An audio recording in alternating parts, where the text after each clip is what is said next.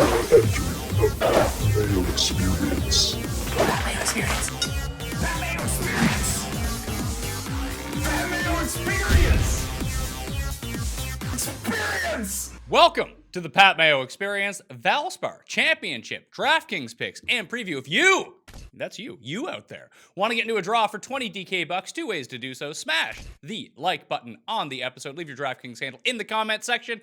And tell me your two favorite plays from the $8,000 range for the Valspar Championship. That's one way. The second way, leave an iTunes review, a Spotify review, a Stitcher review, 5 stars, DraftKings handle, and something nice about the Pat Mayo Experience. Maybe why you enjoy to listen to the show, even if it is to only get into the draw for 20 DK bucks. Doesn't matter. All the reviews help, especially if they're 5 stars. Those are the two ways to do it. Winners announced on next Monday/Tuesday show with Jeff Feinberg, because we're going to wait until the actual pods come out for the match play in order to talk about them. So it might not come out until Tuesday morning, potentially Monday night, whenever Jeff is available to do this. Maybe he's not available on a Monday night. I don't know. I'll have a special show on Monday for everyone in the place of the golf. And we'll have the betting and DraftKings show all in one for the match play because it starts so early in the week. Not a whole lot of quick turnaround time, but I will have the live chat for the Valspar Championship with Reed Fowler, 1 p.m. Eastern Time, Wednesday afternoon on the DraftKings YouTube channel, my Twitter feed, Periscope, and my Facebook page.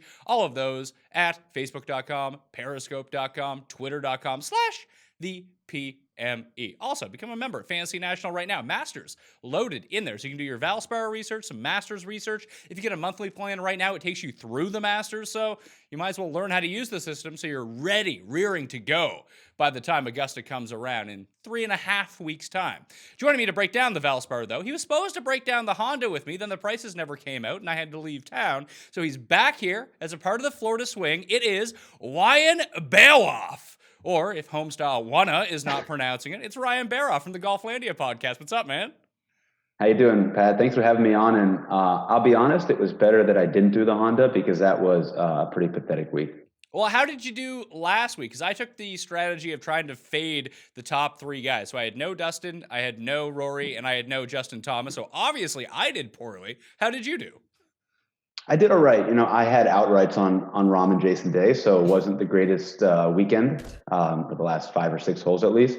But overall, it was fine. I thought, look, I mean, we've been saying for, a month or two that it was only a matter of time until Rory got that win. So it was good to see him. And I'm a big fan of courses that allow different players a chance to win. So the fact that we got Rory and Furyk and Snedeker and those guys, I think that tells you that it was a pretty fair test. And I enjoyed it.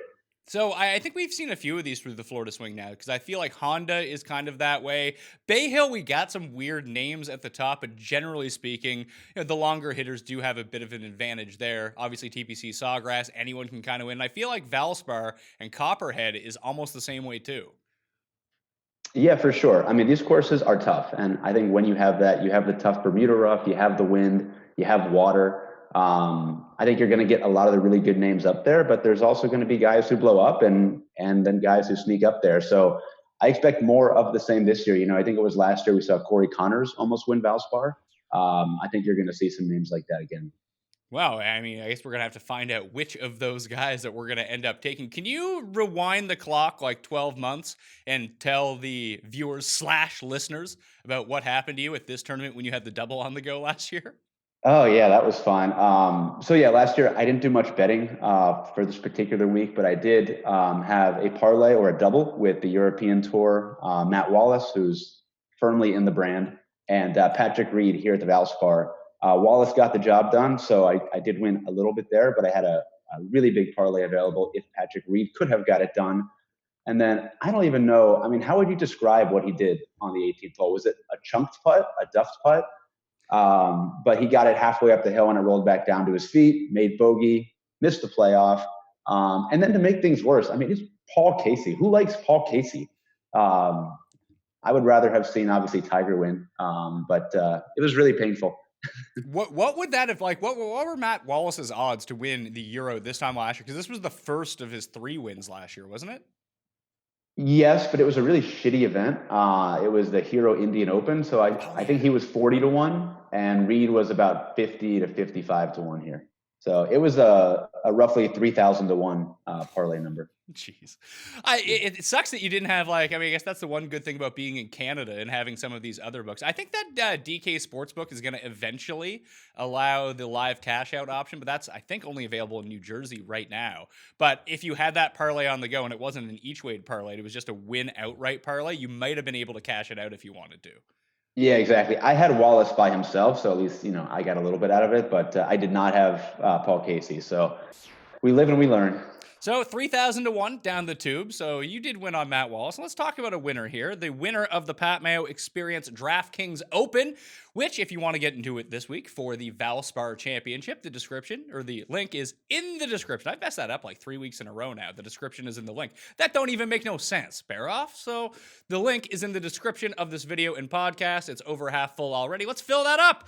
We filled up 5,000 for the players super quickly, but the Valspar is taking its time to come along to fill the 4K. $5,000 to first prize, $15 to enter. The big winner last week was Lufthanheist. Lufthanheist. Anyway, he came first and second and 57th actually in the Pat Mayo Experience. You can have up to 3 entries in it, so a very nice payday for him. Here's the lineup: Keegan Bradley, Tommy Fleetwood, Hideki Matsuyama, Rory McIlroy, Francesco Molinari, and Jonathan Vegas. Doesn't that seem like a lineup that you could have ended up with? Yeah, except I went with Mullinax over Johnny Vegas all week long, so that ended badly. So I actually ended up, I tried to take 5 guys from the bottom, and I whittled them down to 2. So I had Sung Kang on the short list. I had Vegas on the short list. Forget who the other guy was, but then I ended up rolling with Mullinix and Chris Kirk in those 2 spots. And Kirk was fine. He made the cut. That's all you really wanted from someone down at that level. You didn't expect Johnny Vegas to... How does Johnny Vegas once every 8 months get the hottest putter on earth? Because what he did in the final round at Sawgrass was eerily similar to what he did in the first of his 2 wins when he beat Charlie Hoffman at the Canadian Open. He made like 300 feet of putts on Sunday. Yeah, that putt that he made on the island green cost me one of those Masters things like a $4,000 value, one of those tickets. So that was painful, but. Yeah, Vegas is a weird guy in terms of, he's a good ball striker, hits a lot of greens, drives it far. But then, yeah, like you said, he randomly gets a super hot putter once or twice a year. So, but he's a good guy to root for. He is, and he's always going to come in at this cheap value. People are like eyeing him for the Canadian Open again this year, where he's won 2 of the past 3 years, but it's no longer at Glen Abbey. He only wins at Glen Abbey. It's going to Hamilton. It may never go back to Glen Abbey again. So I don't know if Johnny Vegas is ever going to win the Canadian Open. Yeah, for us here south of the border, I think we just assume it's always at the same venue. See, that sucks. Glen Abbey's like the worst of all the venues. There's a venue at, I always talk about it. It's Shaughnessy CC out on the West Coast, which before the schedule realignment, that's really where it should have been this year. If anytime the U.S. Open is on the West Coast, now the Canadian Open is the week before the U.S. Open, it should just be on the West Coast so people can get acclimated to the time zones and make it a quick trip for them. But Royal Montreal is awesome. The President's Cup was there like 10 years ago when Weir beat Tiger in the head-to-head.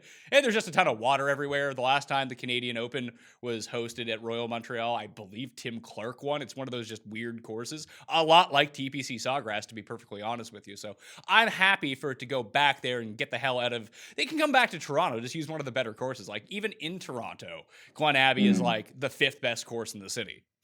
Got it. So tell us a little bit about Copperhead, because you're a Florida guy. You understand how this stuff works. Fill us in on the course details. Yeah, I think the number one thing is you're going to see a lot of what you've seen the last 2 or 3 weeks. I think the obvious comp courses here would be PJ National, where we just had the Honda. And then obviously there are some elements of TPC Sawgrass that you're going to see here. Rough is pretty similar. It gets pretty thick. This course, they tend to try and keep it as firm as possible. I think part of that is the fact that these guys do have to lay back off the tee a lot, and they're going to have really long irons. And so maybe they try and set it up so they're hitting 5 and 6 irons instead of 3 and 4 irons. But this is a pure ball striker's course. You have to find the fairway. There's water everywhere. There's rough everywhere. And you have to find greens.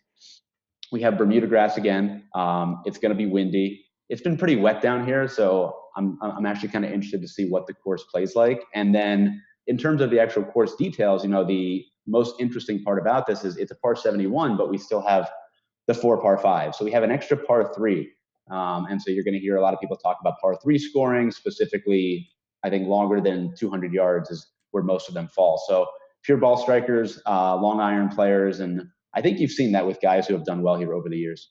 It seems like a hot putter can get you a lot too. Like so many different types of players have won here, and I know that Feinberg was corresponding with Canadian golf legend and currently injured Graham Dillette on Twitter, who always just showed up to this tournament and played really well. And I think that's sort of the template that you can look at. This is also the spot where Keegan coined the phrase "going full Keegan," first round leader, 2 miscut. But Keegan is sort of, Graham Dillette and Keegan Bradley's a better player than Graham Dillette was, but they have a very similar skill set. They're both long and straight off the tee, good with their irons, can't really chip, can't really putt, but you can still maintain a certain level here because those sorts of players can actually make birdies at this course, where the rest of the players are really just kind of going down to scrambling. I think Paul Casey is probably the ultimate example of this. Like, we've seen so many bad putters here win over the years, it's kind of frightening.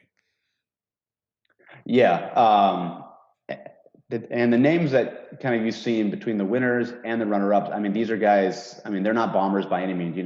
Paul Casey, not bad, but you had Hadwin, Charles, Spieth, John Senden, Kevin Streelman, the runner-ups, Haas, O'Hare, Patrick Cantlay, Kevin Na. So that screams more of like RBC Heritage, Colonial than kind of anything else. Do you think any of this has to do with, and we see this at Heritage time over time, like last year when I won a bunch at Heritage, my entire game plan was just fade everyone over $10,000. It seems like they were either there on sponsorships or they were there just to fulfill a requirement of you have to play each of these tournaments once every 4 years, or you get in some sort of tour. You get put in tour jail, almost like Jordan Spieth was last year for not making enough starts or whatever the hell that was. It almost strikes me like this is why a lot of these top end guys are here this week. Possibly. The issue that I'm having with that is no matter what I do, stats, form, the same name pops up number one on every list, and that's Dustin Johnson. And Rahm is not up there. Jason Day is not up there. It is DJ. So I'm looking back at what he did last year. He played Memphis the week before the U.S. Open, right, and won by 6. So I'm going to have a hard time fading DJ, but I'm totally okay with fading the rest. I don't have much interest in Rahm or Day or Webb. Might get some Sergio in there, though. So you and I are kind of reading the same tea leaves here. When we go to the very top of the DraftKings pricing, Dustin Johnson, obviously the number 1 player in the world, coming off another good week. A win before that, is number 1 the last time he played this event. 2010, actually missed the cut here. And even if we kind of correlated a little bit to RBC Heritage the week after the Masters, he performed well there, but it wasn't typical lights out DJ form. So if it's not I just feel like the one thing to look at DJ, if you want to make a case to fade DJ, and I think that I might do it because I like losing money. It's one of my favorite things to do, Ryan. That at these shorter courses, it can go one of 2 ways. Like at Memphis last year, like Memphis was a sneaky longer course, and I think a lot of people realized, just like par adjusted, it is. And then now we're going to get the WGC there moving forward. And even somewhere like Mexico, where it looks long on the scorecard, but clearly plays a lot shorter, Dustin was like driving the green on half those holes. Like that's not going to be the case here. It's very similar to Heritage in that way, where you have the tree line fairways. You need to keep it down the middle. That DJ is so used to just bombing it, gouging it, and hitting wedges into everything that he may not be able to do that here. That's basically my only case against him. That, or he just doesn't give a shit and he's playing it at a special requirement. Yeah, and I think, like you said, we saw this last year when on his sponsor with Team RBC, he played the Heritage for the first time in a while, and he struggled a bit, but by the end of it, he seemed to kind of rate it in and figure it out, made plenty of birdies. I think he was probably 16. around the top 20-ish. So I think with DJ, that's the thing. Like, that's his floor. His floor here is probably 15th or 12th, and he's going to make a shit ton of birdies. So I'd rather play him and then just kind of spread out the rest, But if the fade on Dustin Johnson works as in you don't think that he's going to come basically inside the top 3. And if he doesn't come inside the top 3, I think you can get away with fading him. Mm-hmm. Yeah, the ball striking the last couple events. He missed so many short putts last week at Sawgrass. He should have won by 4. So I'm going to have a hard time with that one. Yeah, they're the only thing that he doesn't rank inside the top 20 of across my key stats over the past 24 rounds is opportunities gained. He's still 53rd in that. He's 10th in par 4 scoring. He's 3rd in approach. I actually have him number 2 in short-term modeling. Sergio actually rates out better because if Dustin is going to miss some short putts, you know who misses even more? Sergio. Yeah. And Sergio was in contention here last year, ended up inside the top 10. If you go back and look at those final pairings last season, like it was kind of like outside of Corey Connors, it was a murderer's row of everyone who was kind of good in this tournament. Yeah, it was a very, very fun event to watch. And I mean, that's when we really thought Tiger was going to get that first win last year. So I'm excited. So Rahm, Day, and Webb all seem like they're going to filter through the cracks based on what I've discovered and even what you've said and what I've seen, that Dustin and Sergio shape up to be the two most popular plays above $10,000. If you had to make the case for one of the guys in between, Rahm, Day, or Webb, who do you think it would be? Because it seems to me like Day might be the one that just goes completely unowned. And if this is going to be a harder course with his up and down game, his ability to putt, and you're not asking him to really go for it off the tee, I think that's actually a pretty good situation for Jason Day. Yeah. For Day, I feel like this is all about motivation, right? And I think he would be the one who kind of falls in that category of, I'm not sure why he's here. If I had to pick one of those guys, I would probably lean Webb Simpson, just because Webb is the kind of guy who knows that he needs to make his money and his points and his high finishes on a select number of golf courses. And this is one of those. We saw it last week, and this is one more of those. So he's going to be very, very low owned, I think. He played well last week despite never really being in contention. He was kind of on the fringe. So of those guys, I would take Webb Simpson just because he's going to be the lowest owned, and I think he has the best course fit. Yeah, and he finished inside the top 10 at this tournament last year, was T16 at the Players last week. Even at the Honda, when he was kind of garbage with his irons, it was the first time he had lost strokes with his irons in his past 9 tournaments, minus 4.7. Now, usually that's where Webb's a real champion, around the greens and getting to the greens. Off the tee, that really kind of eludes him from time to time, and with him it's either great putting or like bad putting. There's really no in between. So if you go back and look at it, he's actually gaining off the tee on some of these shorter courses, gained at Honda, gained at Players. Maybe you're right. Maybe Webb is actually the play up here, that if I do fade Dustin, maybe I just say, you know what, screw it. Although Sergio rates out the best for me across the board in short term and even mid-range, like DJ ends up becoming number 1 if I go back to past 2 years or past 100 rounds, but Sergio remains inside the top 5 as well. He should, and he's trending towards, maybe it's a Masters win. I don't know. Maybe it's a win here. But Webb, maybe you're right. Maybe Webb is the one that I should take above $10,000 because I'm really kind of committed to a balanced build this week, I think. Yeah, and so you just hit on one of my favorite angles this week. I think everyone's going to be looking at the approach game, which is super important, but strokes gained off the tee on these short courses, I'm looking a lot at that. So specifically, like you want to look at the guys who gained off the tee at Players and at Honda. Webb is very, very high on that list. One of my other favorites, who we'll get to in the low range, is also very high on that list. So I think that's something that I think will be a good pointer this week. So here's something really interesting I found, and you can go to the course breakdown tab on fantasynational.com. If people don't know how to use the site, just rewind a little bit, like a week and a half, go to the DraftKings YouTube page. I do a full walkthrough of where you can find everything and how I use these stats. Looking back at the top 10 finishers over the past 6 or so years, approach was 2.5 times more impactful on the top 10 finishers overall, almost a stroke per round versus 0.3 strokes per round off the tee. But in winners, if you just sort by winners, the people who have won at this event over the past 6 years, approach is 14 times more impactful than off the tee. That has to be an outlier, right? Yeah, that sounds crazy. It's just nuts. It's like guys were very neutral off the tee, and they gained all their strokes putting it on approach. Like that was it for them. And maybe Streelman really bakes a lot into that because he had that stupid run where he made the 7 straight birdies in order to win one year. It just, I am going to lean more on approach in that key par 3 range you talked about beyond 200 yards. That's actually what led me to Hadwin 2 years ago, because he was just dominating in those two things coming in that week. And Cantlay is also someone who really rates out well there. But you think that off the tee work can really go a long way here? Yeah, because it's finding different ways for players to get these strokes off the tee. You're not going to be able to hit most drivers. I have to look and kind of hear what people say in the press conferences, but I think on average, guys will hit about 8 drivers here. And a lot of players will hit far fewer than that. So if you're looking at guys who are only hitting 4 or 5 drivers and they're hitting 2 irons and hybrids and 3 woods off the tee, I mean, you really can't look at strokes gained off the tee as a broad thing. You have to look at these specific courses. So let's talk about the $9,000 range. Gary Woodland, a former winner at this event, is at $9,900. He's followed by Paul Casey at $9,700, another past winner of this event. Patrick Reed's $95. He has 2 runner-ups at this event. Full Keegan, $9,400. Louis Furyk, who's won here. Stenson at $91. Lucas Glover off the rebound week. Hopefully, we'll see here if people are taking him again at $9,000. From that range, where are you looking? Because Stenson just sticks out like a sore thumb, and I'm going to have all the Stenson, and I'm going to be kicking myself that he misses the cut again. Yeah, I'm with you. The first thing, Sportsbook put out a 40-1 on Stenson. I snatched that up really quickly. So he's probably the guy that I would lean on there. But I mentioned all of my different variations in my model. DJ was number 1. Well, the same guy was number 2. Do you know who that is? I'm going to guess it is Paul Casey.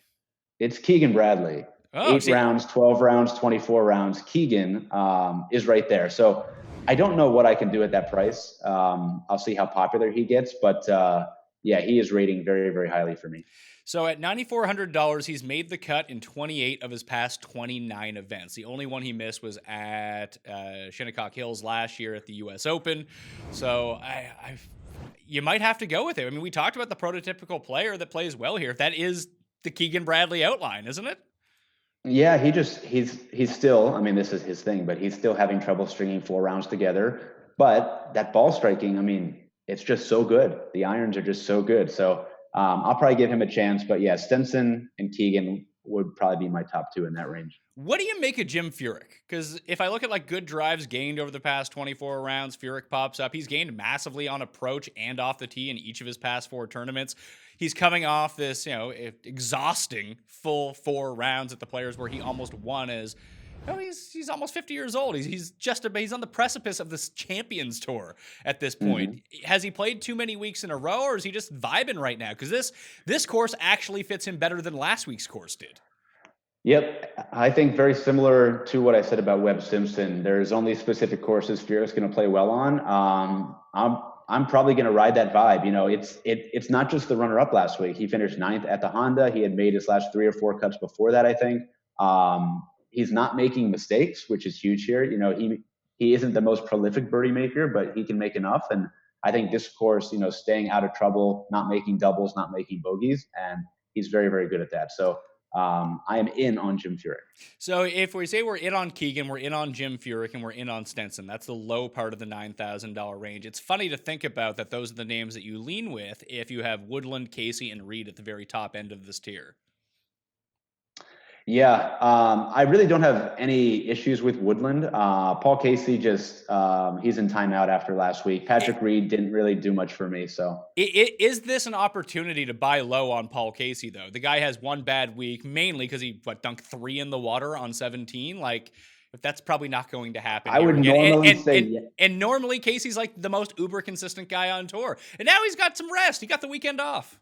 I know. I would normally say yes, but you're coupling that with an $1,800 price increase. That makes it pretty tough for me because there's still a lot of good names here, right? It's not like this is a really, really weak field.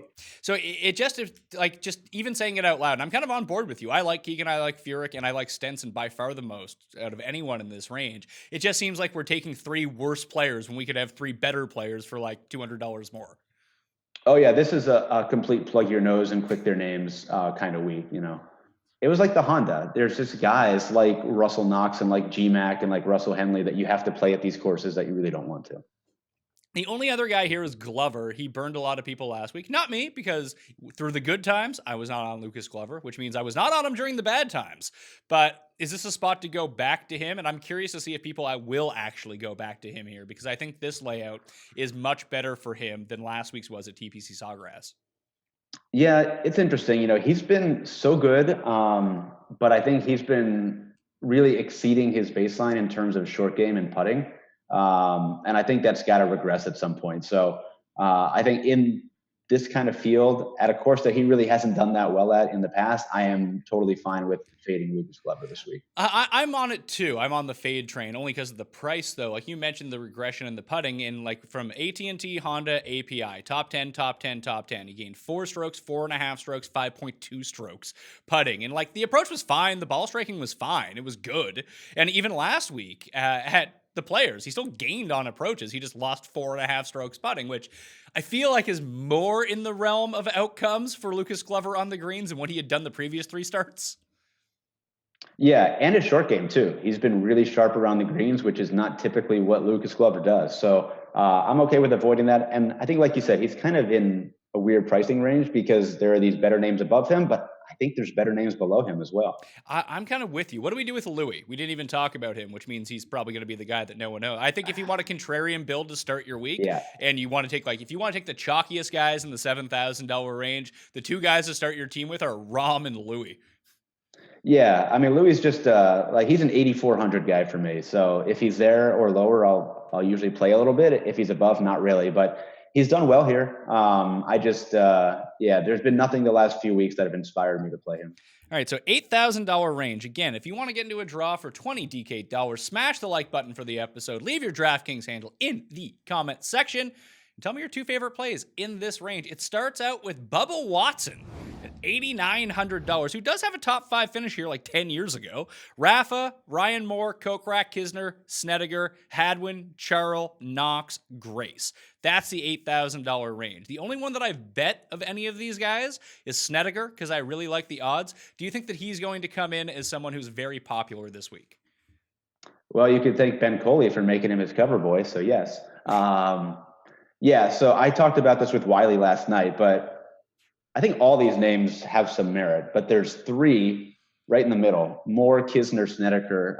That would probably be my focus just because I think they have a safe floor and a safe ceiling. They seem to be the right fit for this sort of course, have done well on some comp courses. So those are probably the 3 there that I'll be focusing on most. Well, I never really play him. He almost falls into that Lucas Glover bucket for me, but I'm starting to think that I shouldn't be overlooking Jason Kokrak so much because he rates out just off the charts. It's really weird. He's basically like the Dustin Johnson of the $8,000 range. Yeah, I think, again, I mean, there's nothing on paper that would steer you away from him. It's just a price thing. And I mean, you know who Jason Kokrak is, right?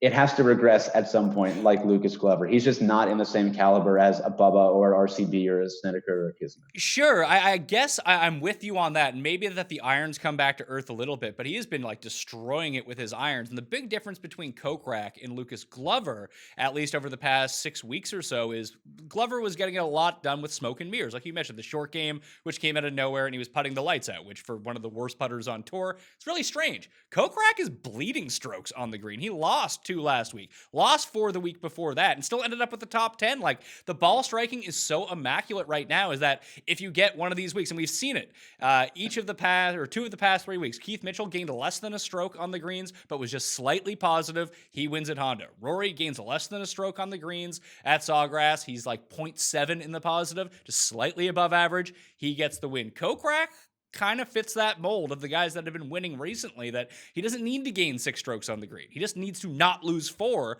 and he's going to play really well here. I think I'm in on Kokrak. Yeah, the irons have been great. Going back to what we said about the strokes gained off the tee at these less than driver courses, he gained a little bit at Honda, but he did lose strokes off the tee last week at Sawgrass. So, and he gained a ton at Bay Hill, where they were just blasting drivers. So I know that he has historically done fairly well on these kind of less than driver club down courses, but I've been fading him throughout this entire run, which has been terrible. So I really can't buy in right now.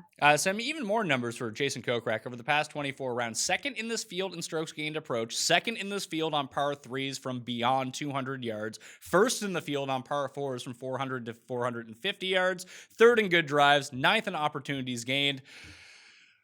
I'm going to go down with the ship here. I'm going to play Kokrak for the first time this year, and just when he misses the cut, you can thank me for that one. All right. So anyone else here? Like you said, Moore, he was, if we talk about Lucas Glover was smoke and mirrors with a putter, Ryan Moore was a bit smoke and mirrors with a hole-in-one and a hot first round. Yeah, for sure. But he had showed signs of life in his start before. I think it was at the Genesis maybe. And again, this is just a course that fits his game really well, and he's done really well here over the years. Had back-to-back top 5 finishes, and yeah. So I am back in on those guys. The only other name that I'll throw out here, I think at these venues you have to kind of plug your nose and play Russell Knox. He wasn't great last weekend, but he's there. Knox rates out really well for me. I think a lot of people are going to go potentially with the course history of Hadwin or maybe even Charles, which would really kind of surprise me. That I like Knox a lot. I like Snedeker a lot. I like Kokrak. I think the decision between me here is between Knox and Grace. Grace had a top 10 at this venue last year. And these are the types of courses where I like Grace. Like, the winning score is not going to be outrageous. He can scramble. If he makes a few putts, he can be in it. He had a really disastrous final round at the Players, but that happens at the Players. It's hard to extract too much information from Sawgrass. Even the numbers you're referencing off the tee, like, sometimes the difference between a positive and negative is one water ball off the tee, because you lose so many strokes if that happens. That at this course, you're not going to find the water a lot off the tee. You might find the middle of the woods, but I've seen Grace win on a tree line shorter course before at Heritage. I do think that those two correlate a little bit, and he does have the game around the green where he can save himself par on a lot of these holes where maybe a lot of these people in the field can't. Yeah, exactly. I do think there's a lot of noise there when you got a lot of water on these Florida courses. I agree there. So can you get on Grace with me or what? Probably. But the 3 names right below him all stand out to me. Hatton, Post, and Henley. And Knox above him. So it's kind of tough. Can't play everybody. Well, he's going to fall into that sandwich range. I think you have to make a hard choice. Like, I don't think I'm going to play any of the 3 that you just talked about below in the $7,000 range. So you have at 79, Poston, Hatton, Knott, Henley at 79 and 78. Then you have Im and Ollie. I know you're playing Ollie. Zach Johnson, Graham McDowell, Michael Thompson, and Sungjae is 77. Sungjae burned me big time last week. I actually would have won a substantial amount of money if he had just made the cut. He didn't, so I lost money. It really killed me, because those hole-in-one bonus points really would have went a long way. He had an eagle too, right? He had an eagle and a hole-in-one. If he just had like a mediocre weekend, like made the cut and came T57, it really would have elevated a lot of my lineups. But I did this last time he missed the cut, that I didn't go back to him right away, and he rebounded really nicely. I think he's just very solid in all aspects of tee to green, and these are the types of courses that I want to play him at. He's not a bomber, but he does hit a substantial amount of fairways. He's someone that can use driver on a lot of these holes where a lot of people have to club down to improve their accuracy. He doesn't. I originally had Heritage pegged for a place where he could win this year, but I just like the way that he's playing. I'm not going to let a miscut deter me. Yeah, I think I could see that for sure. I just think there's a lot of potential here. I do have a feeling that Ty Hatton is going to get a little bit popular in this range. Yeah, I mean, his Vegas odds and stuff like that are not equivalent to a 7,900 price tag. Poston has just been so good, but I think, again, this price is a little bit high. I'm a sucker for Russell Henley, though. I will go down with that ship. I play him here. I play him at Honda, play him at Sony, play him in Houston. I guess that's about it. You know, and did they even go to Houston? Is Houston now a part of the swing season? I think, yeah, they moved it because now they moved Valero is right before the Masters. So Henley, I'm just looking at him right now. He just hasn't done anything. Like, I guess he came 15th in Phoenix, 20th at Honda, but there's a lot of miscuts. Like, he's not safe by any means. And he's not safe. I don't know if I trust his upside enough to go with him over like substantial birdie makers in this range. Like, I might even like Poston better. Yeah, again, of the people in this field, you know, he was 5th or 6th in strokes gained off the tee at Honda, and then he gained more than half a stroke off the tee at Players. So, and he's played well here before, likes Bermuda, likes the wind. There's just a lot of that sort of stuff pointing towards him, but I would not advocate him as a core player or anything like that. Well, Hatton's the really interesting one, because if you look at world ranking, if you look at pedigree, and you look at results, especially in big tournaments, he's like a cut above everyone in terms of talent. And maybe that will end up him being a bit chalkier. But I mean, you watch far more Euro Tour than I do. Isn't this kind of the type of course that Hatton likes? Yeah, he should. I think, again, he's a guy who likes firm and fast courses, so we'll have to see what the conditions are like. He likes fast greens as well. So I think that sort of stuff will point in his favor. And he's not necessarily a guy who's going to go out and win at 20 under par. So I think guys like Hatton, guys like your guy Danny Willett, I think they could play well here. So there's your core right there. You can go with Knox, Grace, Hatton, Willett, and figure out the rest. Why is Fitzpatrick not here? That's what I'm trying to figure out. This is perfect for him. Your boy Fitzpatrick, he's played this before and was like trash at it. I think the move now with Fitzpatrick, as I've kind of correlated, because every time he gets a contention, I start getting pissed off and I notice it. But if it's a short course where he sets up really well, don't play him. If it's some sort of weird bombers track, play him there. Because he plays well at like the Masters and API, which he really should not play well at either of those courses. No, not at all. So what about Ollie? Tell me about Ollie and why you're playing Ollie. It's tough. I mean, it was great to see him play well last week. Unfortunately, the triple on the 17th kind of dumped him back a little bit, but I do feel like it came out of nowhere. He's really basically been losing strokes everywhere. He was absolutely horrible at Bay Hill. He was pretty much dead last in terms of strokes gained. He lost like 4 strokes to the field and then popped last week. So it looks like the irons are back and they're really good. And if this is the type of course where he takes the driver out of his hands, I think he could do well here again. He's got that 1 or 2 iron that he hits. So I'm definitely confident that Ollie can back this up. How about I can't putt anymore, Zach Johnson? Because he's still really good from the key par 3 range, and he's been losing strokes off the tee in just bulk, but he's still gaining with approach. I feel like he can figure out the putting a little bit, and if this is a course where you're not asking him to drive the ball at extreme distance to keep up, it feels like it should get better for him. Yeah, I mean, this whole range, a lot of players who are very similar, right? ZJ, McDowell, Hadley, Stricker, Kirk. I think there's arguments for all of them based on course fit, but I'm going to stick with recent form, and I'm going to pass on them and probably go elsewhere. So if you're going to stick with recent form, does that mean you're going to go down to Nick Taylor at $7,300, who was like 3rd in the field in approach last week? I'm considering him, but I mean, what we know about Taylor, he's more of a bomber, right? He likes to bomb away. So I think right above him, Joel Damon is probably the guy that I'm going to focus on this week. I was really hoping Joel Damon could get it going on Sunday. He had it going through like 3 holes, and then it all just came back to earth. He's just such a mixed bag when it like you either get a good Damon week because he had missed 4 consecutive cuts before coming 12th at the Players last week, and we know the run that he had through the back end of last summer, and then he just completely went away through the swing season. That he's a very, very risky play, I would think, and I don't know, almost like Henley, like, is there actually upside with Damon? Now, at this price, he doesn't need to win or even top 10. If he comes 15th, you're dancing with the amount of birdies that he can make. But I just worry that it goes the other way so quickly for him, potentially.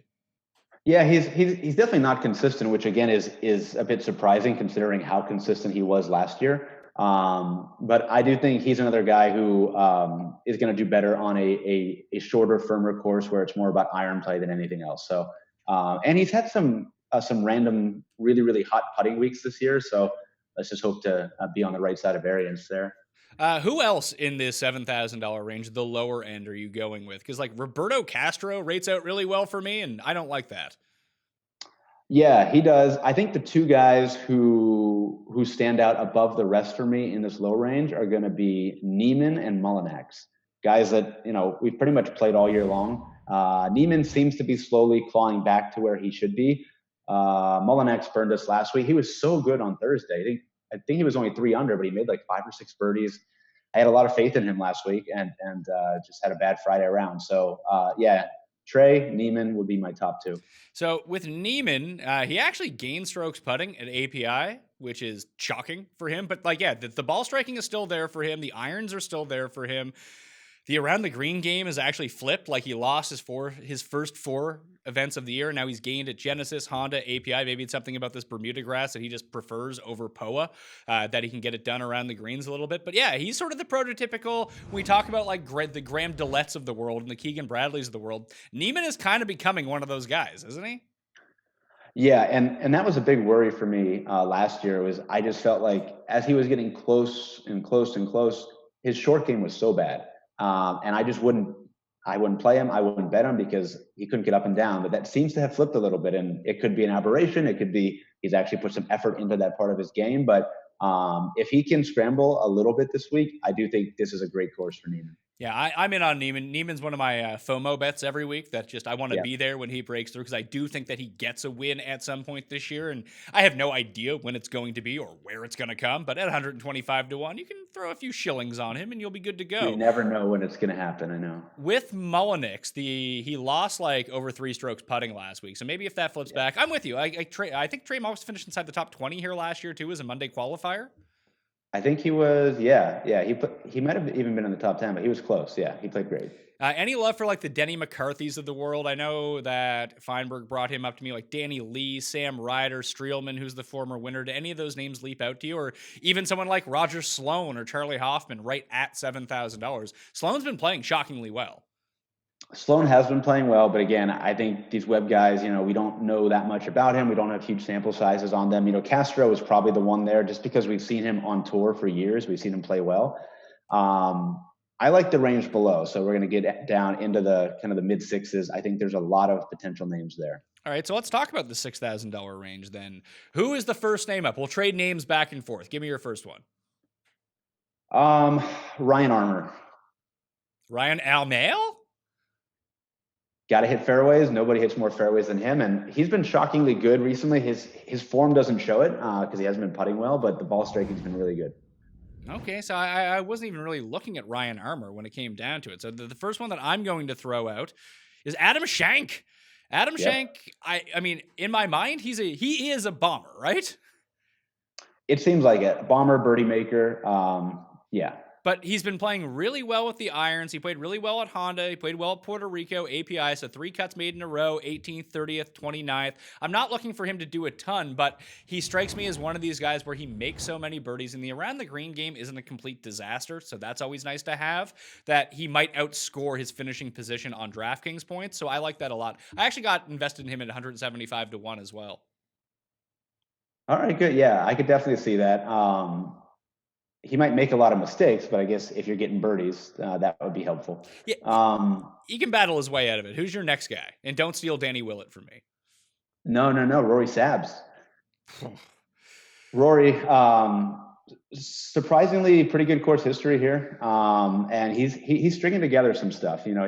He's always a little bit volatile, but he can get super hot. He's the kind of guy who, if he goes out and shoots a 65 on Thursday, like, he's basically hit value already because he's going to make the cut. He might finish 40th, but I do like Rory Sabatini this week. I just worry that it's been 3 straight events with strokes lost on his approaches. He's making it a lot up around the green and on the green. So his short game is really coming through. A very good short game. I think I would rather lean towards the better ball strikers in this area if I'm going to take a punt. But I mean, all these guys are super risky based on their price, that if you can find upside that way, you can go for it. And South Africans sneaky good at this course. Like Charles won here. Grace finished inside the top 10. You talk about the course history for Louis, the course history for Rory Sabatini. Maybe there's something in the air. Like, I feel like Goosen used to play really well at this course too.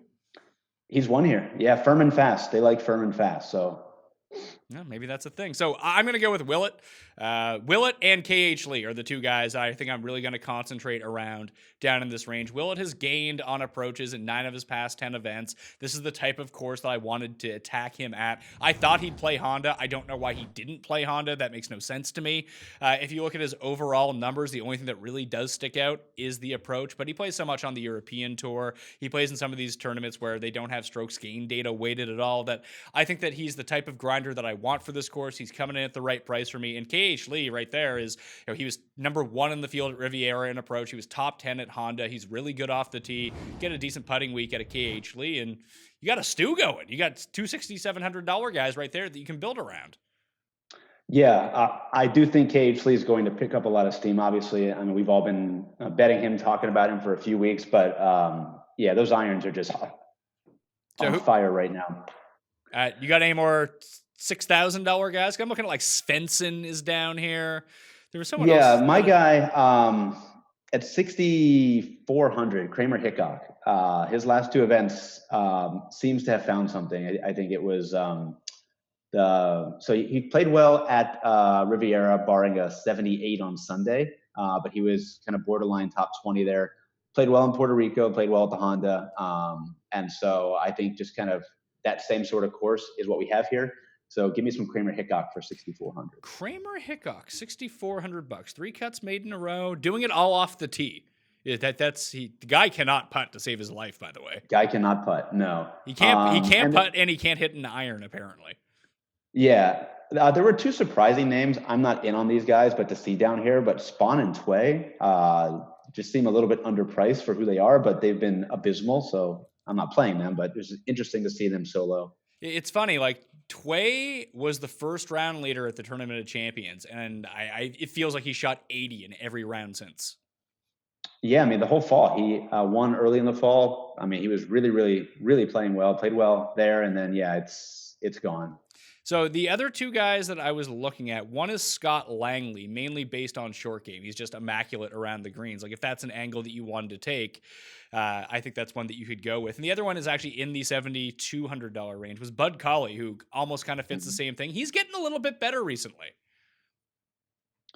Yeah, I'm usually a big fan of Cauley. I guess I haven't seen the upside. You know, when he was getting back from injury, and I think he was down about 6,700. I was definitely taking some shots there, but now he's kind of in that next range, and I just think there's better guys out there. Well, you got him. He was 13th at Farmers, 12th at Honda, 47th last week. Like he is one of these guys that based on his numbers, he's not going to do anything off the tee. In fact, he's going to hurt himself off the tee. So yeah, keep it away, keep the driver out of his hands, but he's going to save. It's a lot like Grace in the way that I think that he's going to save bogey or save par a lot of the time. And if he can just tread water, maybe fire like a 69, a 70, that he can just kind of linger around, that maybe you get one of those hot putting rounds and all of a sudden Bud Cauley is just in the mix by the end of it. I'm going to use him this week.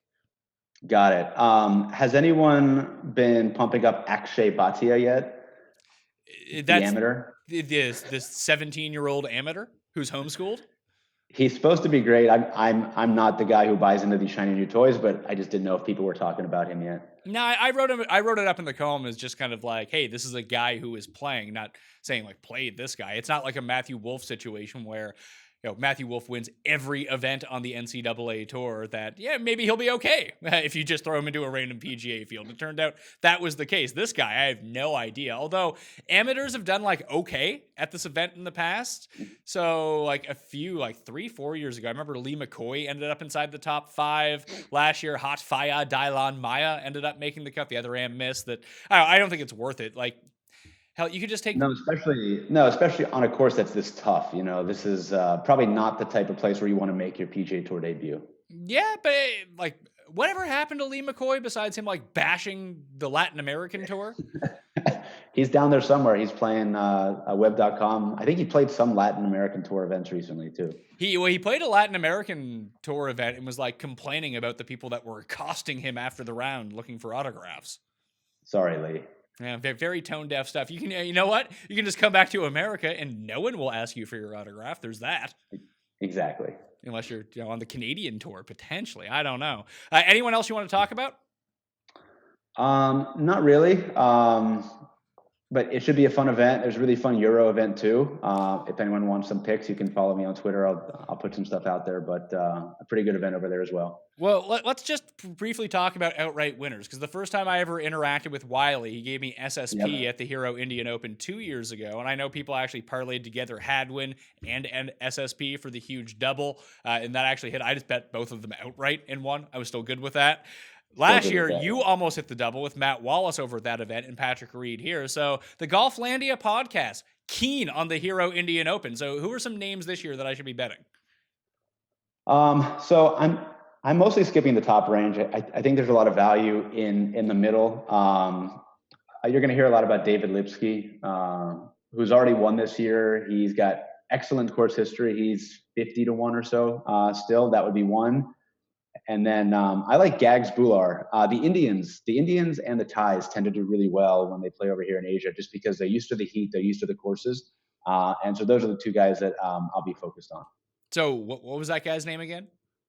So Gaganjeet Bular. He goes by Gag. He goes by what? He goes by Gags, Gags. Gags Bular. All right, and he is 50-1?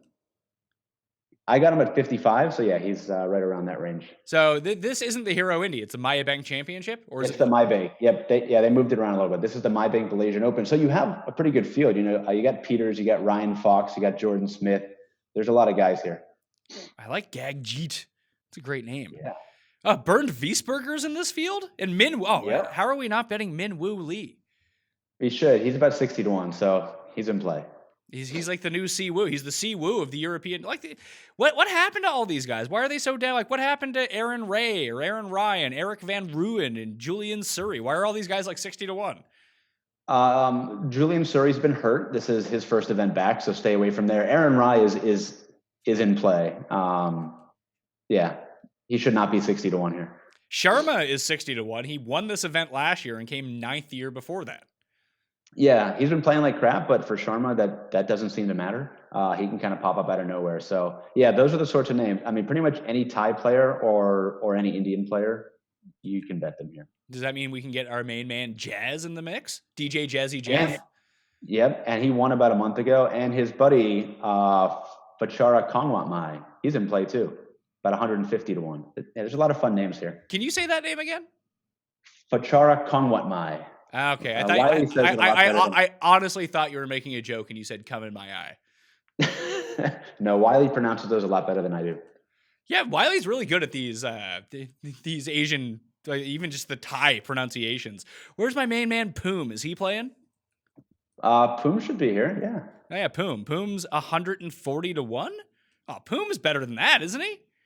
Yes. Tani Hara is 100. Oh my god, I got to stay away from this event. It has all my like loser favorites who come over and randomly play WGCs.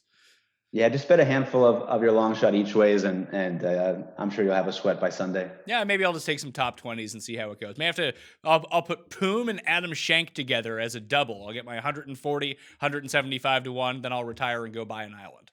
Oh yeah, let's do it. All right.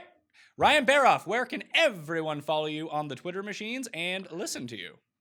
Sure. Follow me on Twitter, rbaroff427. I'm on the Golflandia podcast with Wiley every week. I'm sure if you know who I am, you know who he is. So we went through this field. We went through the Maybank Malaysian Open in a little more detail. But yeah, the DMs are open. So feel free to send over some questions. Oh, you can slide into your DMs for just questions? Anyone. I'm a DM whore. Bring it on. What about how often do you get dick pics in your DMs? Not nearly enough, Pat. Said that's surprising. Let's rectify that out there. Please send Ryan some dick pics into his DMs. He would really enjoy that. Are you doing any writing anymore? Nope. I was doing too much writing, so I cut it all back, and I'm just doing the pod with Matt. How much better is like podcasting versus writing? I still do both, but like much better to do the podcasting. There's no deadline, no proofreading. You can curse. Yeah, this is much better. It is. The one thing that I will give the credit to the writing part is great way to research, to know what you're talking about for the week. That's really it. Yeah, I still read my old articles like about Valspar and stuff like that. So. All right. Enjoy the week, man. Good luck. All right. Thanks for having me on, Pat. No problem. I'm Pat Mayo. You can follow me on Twitter, Instagram, and Facebook at the PME. My betting cheat sheet will be out Wednesday on my Facebook page. The DraftKings cheat sheet shall be up Tuesday afternoon on DKPlaybook.com. You can find my course preview where I do write just a little bit up there, already out as well. Monday show with Jeff Feinberg, already out. Smash the like button for the episode. Leave your DraftKings handle in the comment section.